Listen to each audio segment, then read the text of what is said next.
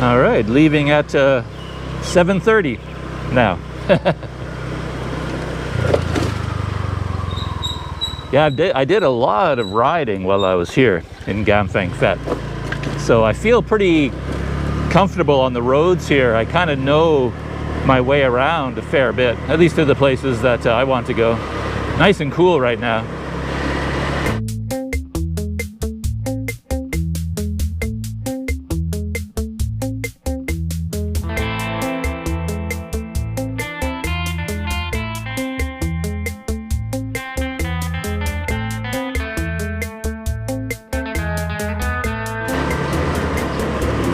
And I should be able to plot a course out of the city without too much trouble, despite all the one-way streets and divided streets.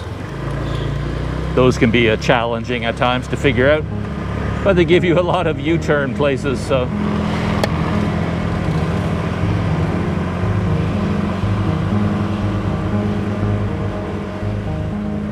And we're off.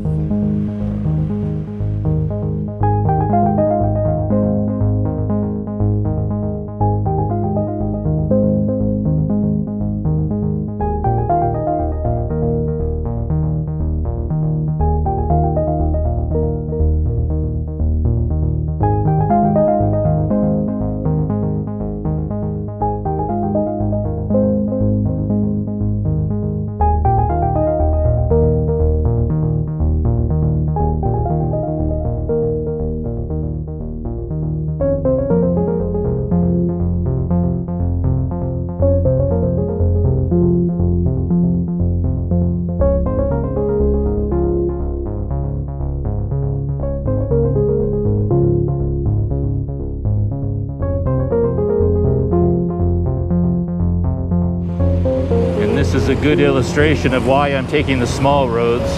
This would be the main highway right here. And if you look at all those trucks, if I was riding along the highway, this is what I'd be competing with. No, thank you. It's a pretty impressive U-turn, such a big truck. We've made it out of the worst of the urban sprawl, and we're just starting to get into a little bit of countryside. This is the town of Kamphaeng Phet. I think there are a grouping of national parks out here. At the moment, I believe all national parks are still closed, though.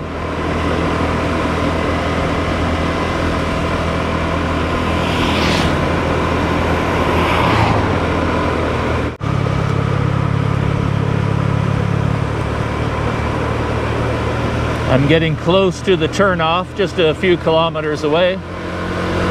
Already in very beautiful countryside.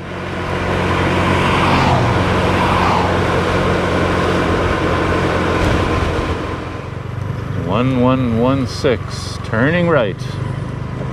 And I think we are coming up on the next waypoint. And at this one, I go straight through. And this is where I do my little section of smaller country farming roads. We'll see how this turns out. And I'm pretty sure the difference is that the road I'm following, this small road, goes to the left around this hill. The main road is about 16 kilometers long, and it goes to the right around this hill. Can't see the hill yet. There it is, coming back into view.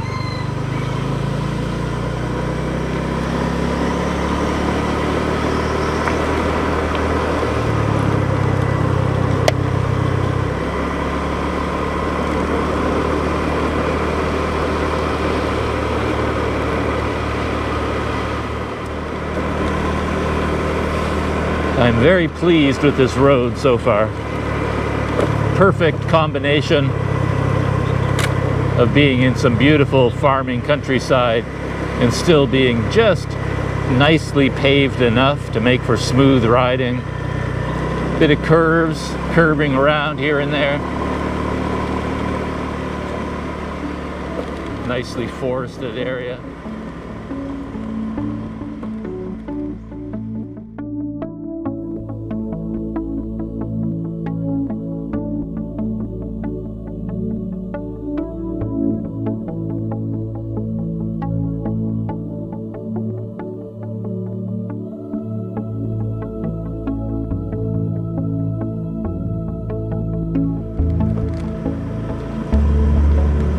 might have reached a turning point.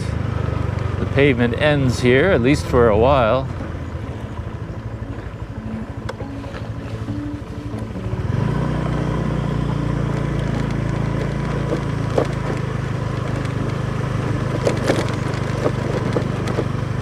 See how long this section lasts.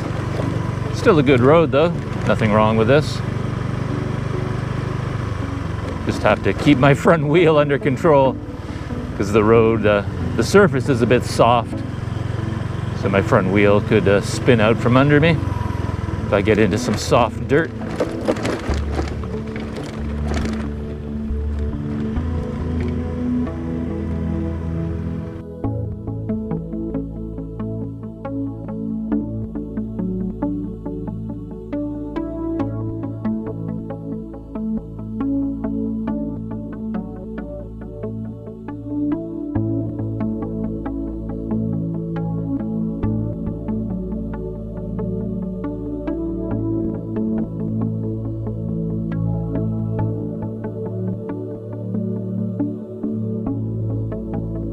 Well, I just had an interesting encounter. A man in driving a pickup truck, he stopped and he talked to me, and he's pretty insistent that I had to turn around, that I shouldn't go forward, I should turn around and go back. But I've run into that kind of situation before, and it's never quite clear what they're saying. They could be saying that the road is impassable and that I really do have to turn around, or they could be just saying that this road is too bumpy for me and I really should go back to the main road where there's smooth pavement. So I don't really know what he was telling me, that the road is impassable ahead, or that it's just not a good road and a smart person would turn around.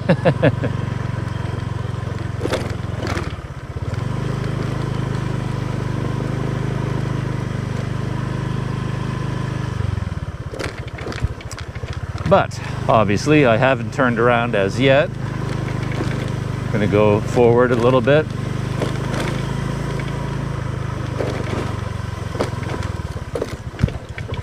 And see how far I can go. And if the road becomes impassable, well then yeah, there's nothing I can do about that. Then I'll have to turn around. It's 12 kilometers from here to where it links back up with the small road that I was on before.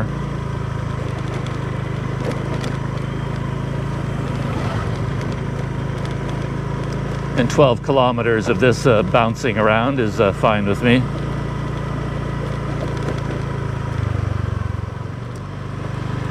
So far so good. I haven't gone very far, but other than some wet patches, the road hasn't gotten terribly worse.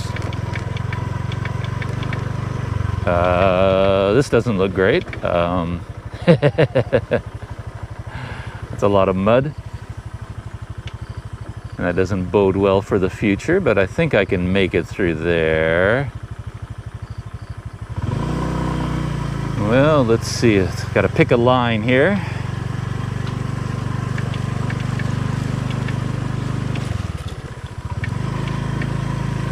That was no problem. Looked far worse than it was.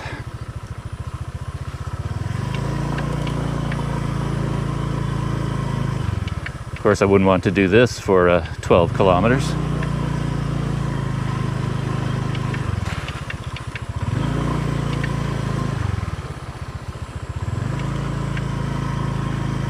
Whoa. This is a little more challenging. But I think if I follow the main track right here, keep my feet on the mud,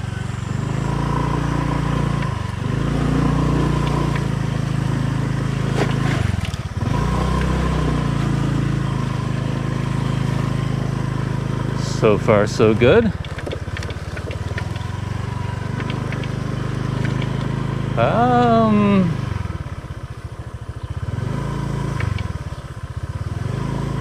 starting to look trickier.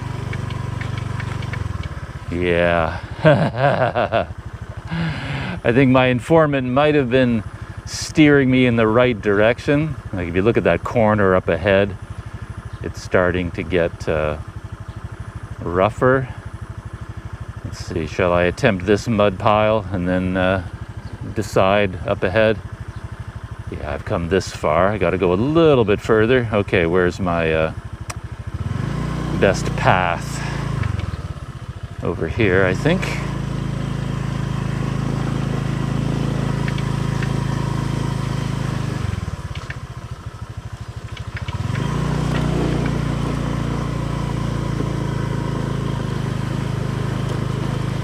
Huh. Tough to make a judgment call, but well, let me go through here, over that hill up ahead.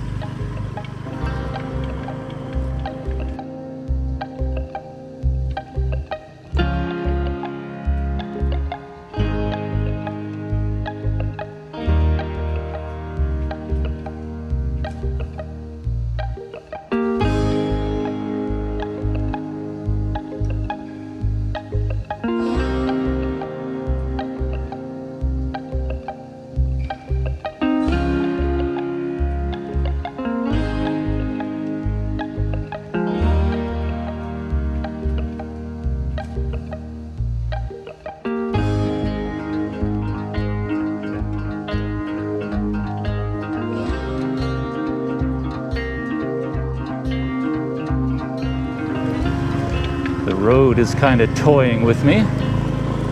Looks like it's smoothing out, and then this happens.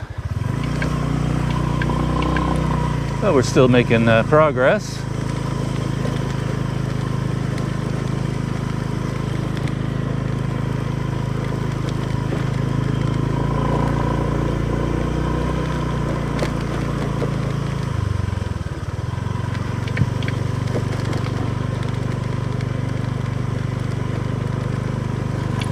And the other people I've met so far don't seem to be freaking out about me going down this road.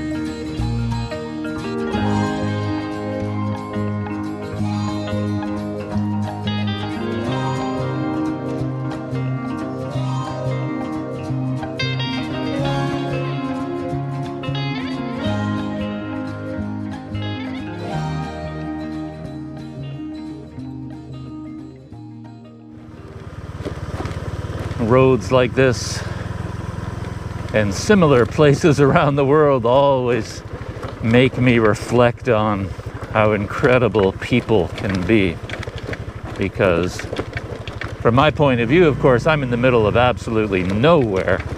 There's like, it's hard to get more remote than this, and yet I keep passing all kinds of houses. People live here. For the people here, this is not remote at all. This is home.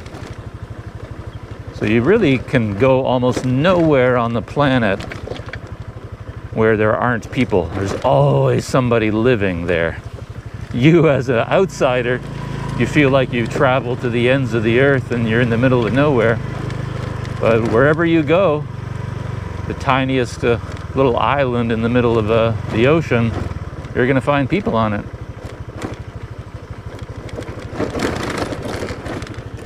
I don't know about this road now, though. It's starting to narrow to a couple of tracks. That's never a good sign. But it's opening up again here.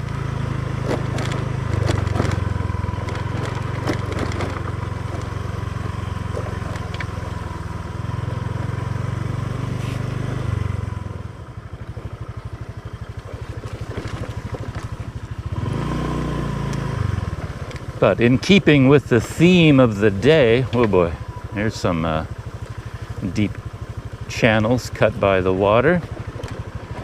I was saying, in keeping with the theme of the day, this would have been completely impossible without Google Maps, of course. I mean, I know exactly where I am. I just have to look at my smartphone, and all the satellites up above me tell me exactly where I am. That's pretty amazing.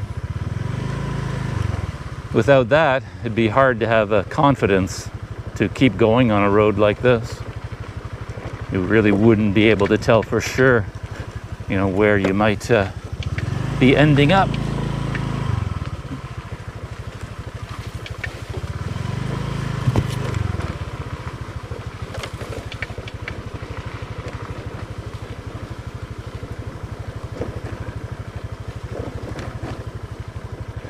We're heading down into another low point, heading into sort of a valley here, which is why the road is getting so rough. And it's probably going to get a lot rougher down at the bottom until we climb out of it again.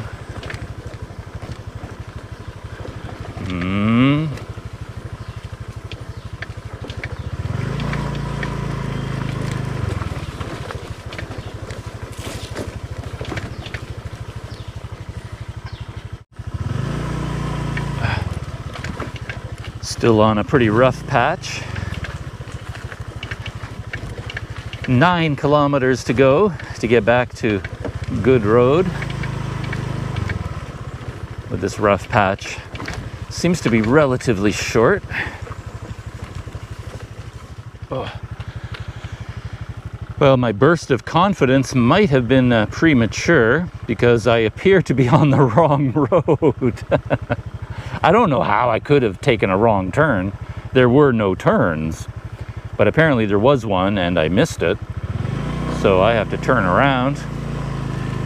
I don't entirely trust my phones these days when it comes to that, because that little blue dot you get that has sort of the headlights pointing forward to show you the direction you're facing, at least the phone is facing, that seems to be backwards sometimes.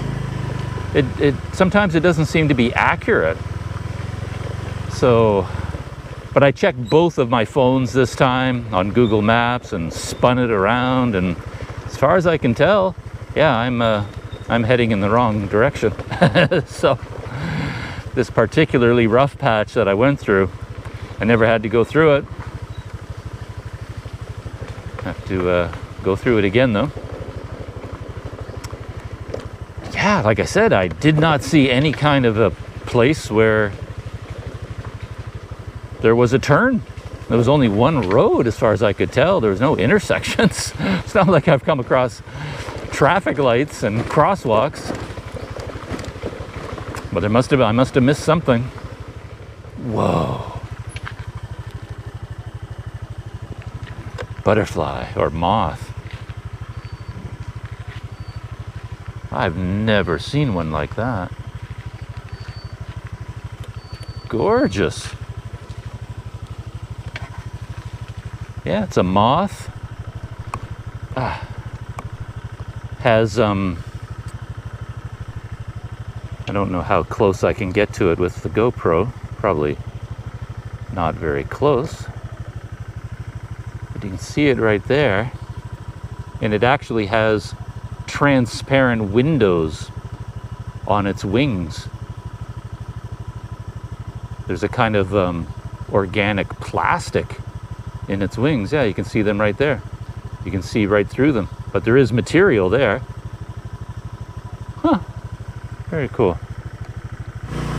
Well, I seem to be on track for getting back on track. I just have to get through this very rocky section without puncturing a tire. And then there should be an intersection up there. I went left when I should have veered to the right. But like I said, I have no memory of making a choice at any point. So this ought to be interesting. Fingers crossed out there.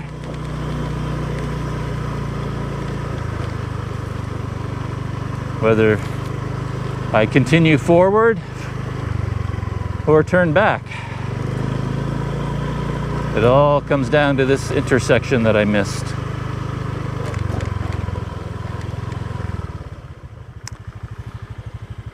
Well, I think I have bad news, because I'm right here where the intersection should be, and there are no roads of any kind anywhere in sight. There's nothing but field all around me, and yet there's supposed to be another road heading off, the main road heading off in that direction.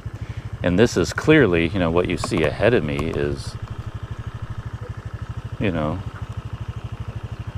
that's the main road, and this is where I'm supposed to go, and there's nothing there.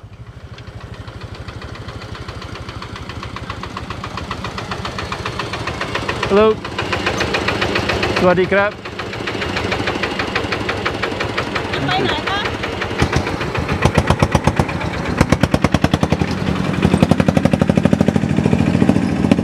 That's what you need for this road. No, I stopped for a second because it looks like, according to Google Maps anyway, that this is a road I want to follow. I was just about to try it, but this couple ahead of me, they waved that road off. They says, no way, you know, no. They said, go this way. And it kind of curved around. They indicated with their hands, so I was all set to either turn around or attempt that really road to nowhere back there. But this couple, yeah, I was actually kind of surprised when I indicated with a wave of my hand the kind of the direction I wanted to go, that they just kind of smiled and said, oh yeah. And they kind of made the same motion with their hands and saying, yeah, the road curves around that way. And it does need to curve, so the curving motion they made with their hand gave me encouragement to take another try here.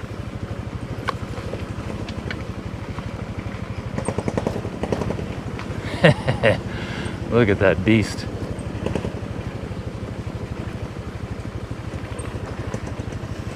But again, thinking of Google Maps, just sort of on a theoretical as well as a practical level, I think what I'm doing right now is similar to many things that have gotten a lot of people in trouble. What I mean is that the fact that we now have Google Maps might give us like overconfidence, you know, where we go areas where we wouldn't normally go and then get in trouble. There's a regular story here in Thailand. I read the same story over and over, where some foreigner goes for a hike and then gets lost in the woods for 3 or 4 days until they finally find the poor guy.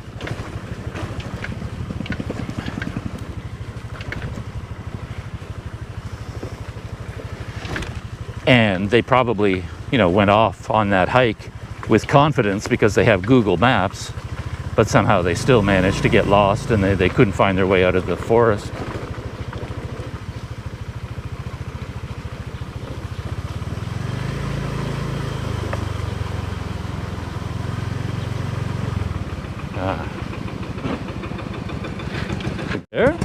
There? No? Okay.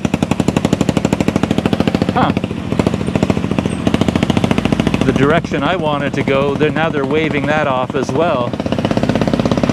They're saying that I should follow them.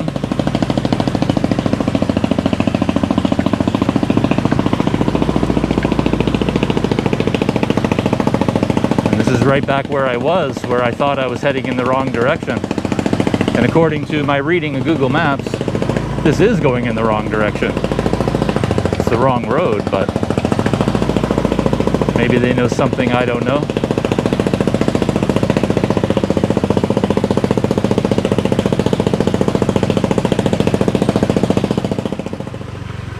So, they reached a point when they're in their Mad Max vehicle where they're heading down a really rough road to their fields, and they indicated that I should go this way. And I've been doubting them, but it's actually curving back around in the right direction. So I have some confidence. So it seems like the roads that Google Maps is indicating, they just don't exist anymore. That over time, that road isn't there anymore, and this new one has sort of been carved or linked up in some way. I'll go down here a kilometer or so, and then I'll stop and regroup, check Google Maps, and see. Because that couple and I, we were both making these confident, sweeping gestures with our hands, but of course, they have no idea where I'm trying to go. I don't even know where I'm trying to go. So the fact that the road sweeps around in this majestic curve is all well and good. But does that curve end up anywhere where I want to be? We will find out shortly. I always end up in these situations, even back when I was bike touring, because I would have a town where I wanted to go at the end of the day, a town where I wanted to end up, but the route I would choose would not be a direct highway to that town. I'd be off in the countryside like this. But then people would ask me, well, where are you going? And if that couple had asked me, you know, where are you going? Well, I'm going to Mesot. But of course, that would make absolutely no sense to them. It's like, if I'm going to Mesot, why in the world am I on this road? Oh, got another Mad Max vehicle coming up behind me. Better give them some room. Whoa. Soldiers, look at that, Humvee. I'm so outmatched by everything else on the road. Everyone's riding Mad Max mobiles and Humvees, not a 125 Honda Click. But I have faith in my Click.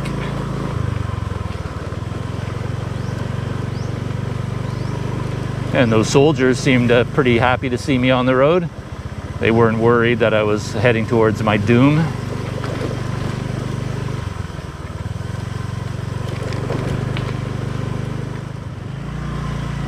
Good news, I think. The scenery is opening up, and from Google Maps, yeah, it looks like this road that I'm on, it's going to branch a short distance ahead, and it will turn back towards the right and link up with the road that will then link up with the road that I want to get to. So it's basically, this is a bit of a detour. The old road has been abandoned and a new route has been developed.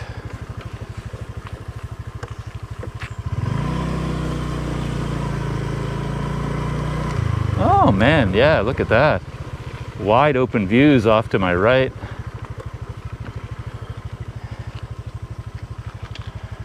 And there's the plain down below, and there's the this is the hill that has been causing all the problems, because that's what we've been riding around. I could have gone to the right of that hill on a smooth road, but I chose not to. I went to the left. Went around it this way.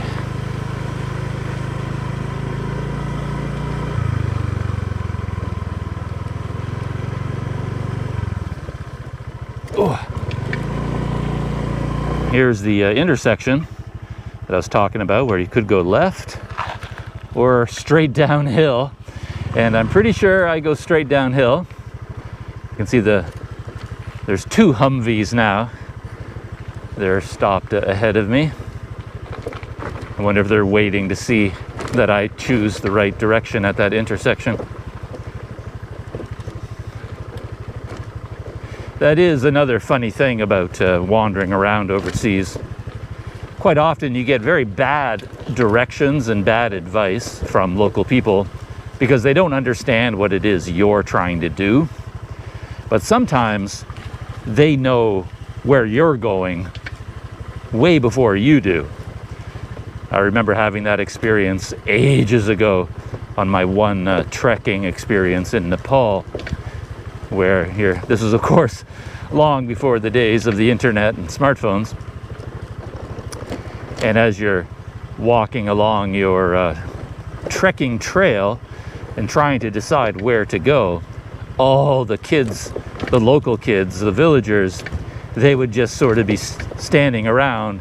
They look at you and they just sort of point you in the right direction because you don't know where you're going, but they know where you want to go. So I just point out the way.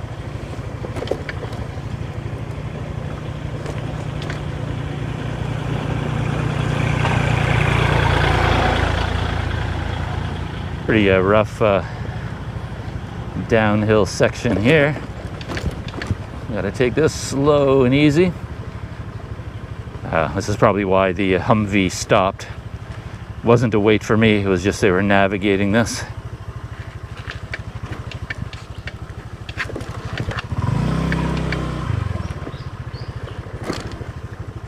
And I will freely admit that this is more than I bargained for. When I selected this route, I said that a little bit of dirt road would add some spice to the day, but I wasn't expecting quite this much spice. If I knew the road was this rough, I wouldn't have done it. I thought it would just be a dirt road as opposed to a paved road. I didn't know it would be quite this difficult to traverse.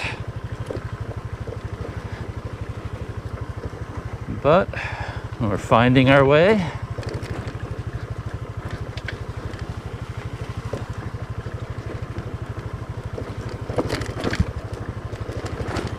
And not to jinx myself, but I think from this point forward, the road will just get better and better until I'm back on pavement again. And here it is. Look at that. The end of the dirt, and we're back on pavement again.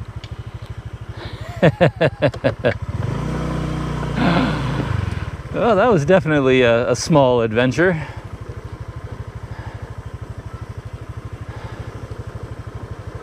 Very interesting little detour. More than I bargained for. Well, a little bit of a rough section remains, it seems. But just a short distance ahead, this road was going to link up with the other small road that I was supposed to be on before this really rough detour started. And there it is up ahead.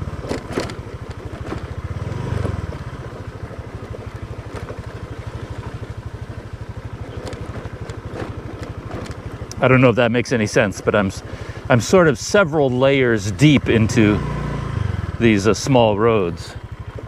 And somehow, I mean, this is the road that I was supposed to be exiting out of, and it does exist, at least on this end, but I guess the middle section is completely gone, so I had to bypass it.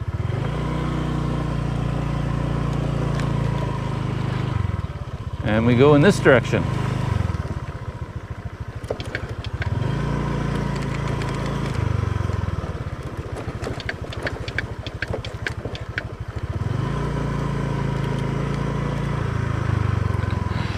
Can you imagine if after all this I do run into a spot where the road is completely gone and there's no way to go forward? I have to go all the way back at this point. I guess you would basically just suck it up and do it. Back on regular pavement, it seems, but it also seems that the small adventures haven't ended yet. Check this out. Got a river going right over the whole road. Interesting. Doesn't look like there's any kind of a channel underneath the road at all, like it's just designed to flow over the road like this all the time. Could be wrong about that, but that's what it looks like.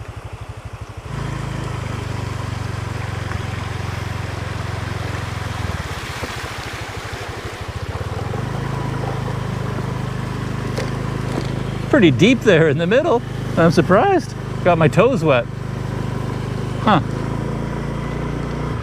The funny thing when you choose a countryside route like this, when you finally get back to where you rejoin the world in general, and you look at Google Maps or something, and you realize you've hardly made any progress at all. You feel like you've been traveling for hours, and then you look at the map, and it's like, oh, for Pete's sake, I've barely covered any distance. I say that because I was just looking at Google Maps and how many kilometers to get from here to the next turn off, to the next turn off, to the next section of road that finally gets me to Highway 12. And that's still quite a ways ahead, which means I haven't even gotten close to Tack City yet. So I really haven't made any progress as the crow flies at all. Well, I should mark this momentous occasion where I'm linking back up with a road, a good road, and it's about 30 kilometers from here to Highway 12. So that's the update. That's all. So I started thinking I might even spend the night in Tack City tonight. I think I have arrived. And here it is. The Dome Thong Residence Hotel.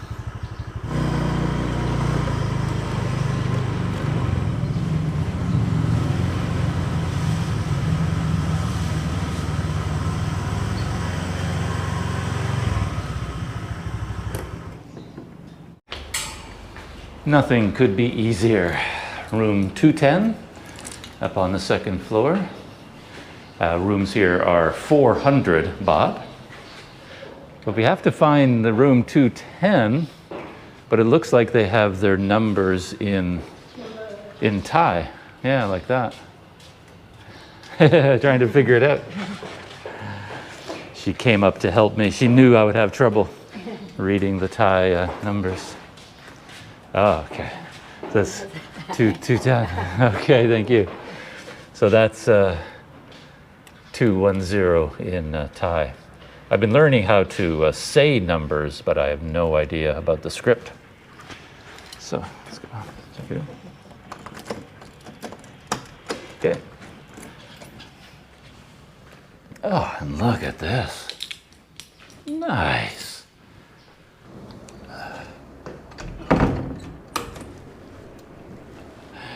In some ways, this is, I was thinking how much easier this is than bike touring, because I was looking at that balcony and this room in general thinking, there's lots of room in here for a touring bicycle, because you would generally, in most countries, you'd want to bring your bike inside so it doesn't get stolen. And then that would usually mean carrying your bike upstairs, and that can be a chore, carrying all your bags up, all your camping equipment, all your bike equipment, and then carrying your bike up the stairs. But actually a hotel like this would be really easy. I had a heck of a time when I was in Sumatra in Indonesia, because the hotels there were true budget hotels. You know, they were a lot cheaper and far less luxurious than hotels like this. And the stairwells were like these narrow, twisty, winding things. And carrying my bike up and down those stairs, that was that was an adventure.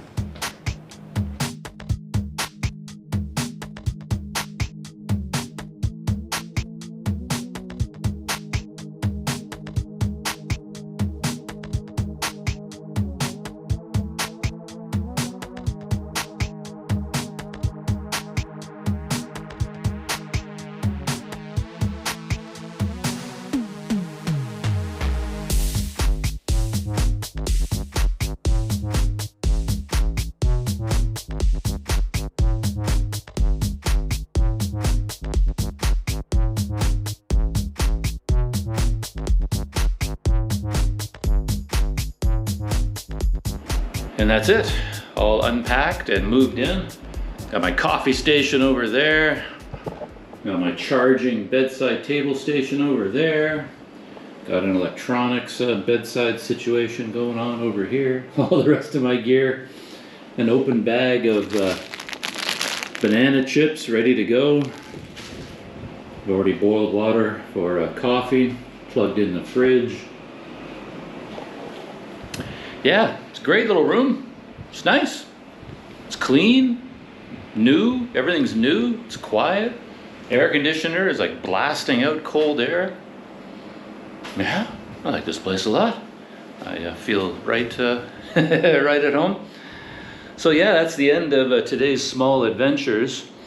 I was keeping track of the journey on Relive, and it tells me that I I rode my scooter 114.2 kilometers. And that's all I can tell right now. I haven't made the actual video of the trip yet, but I can see it was 114 kilometers. And I'm going to sit down with a cup of coffee and then choose the photographs to go into the map and finish that up. And then I'm just going to relax. I got a ton of things to do, and bright and early tomorrow morning, or maybe mid-morning. I was thinking I had to go to the vaccination clinic first thing in the morning, but actually that's when they're really, really busy.